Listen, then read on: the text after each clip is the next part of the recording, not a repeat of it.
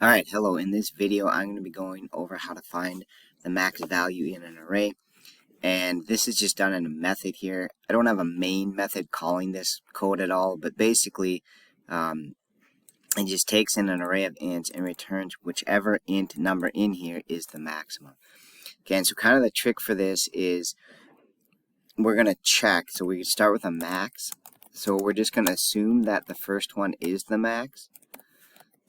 Alright, and then loop through and check if anything is greater than that. So I'm going to go spot by spot and say, hey, is array position I greater than this max? And if it is, it becomes the new max. So we're just going to loop through the elements.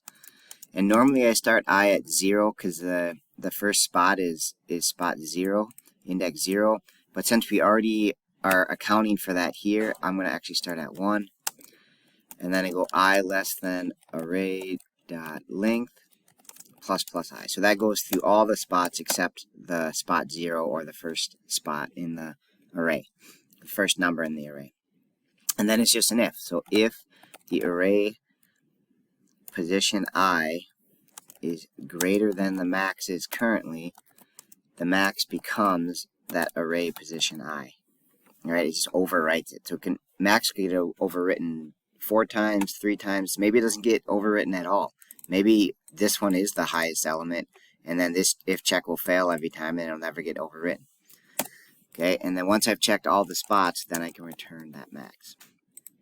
All right, so that's basically it. And you could have used an enhanced for loop here, would have worked fine. The other thing you'll see on the AP test sometimes is instead of starting here, it'll just set max to be the lowest possible thing, which is actually integer dot min value.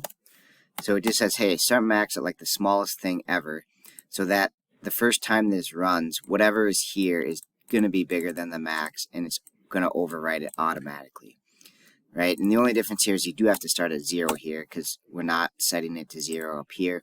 So basically, it's kind of the same thing because the first time this runs, array position 0 will be bigger than the smallest number possible, and then it'll become the max. Right? And then it'll go through there and check the rest of the elements.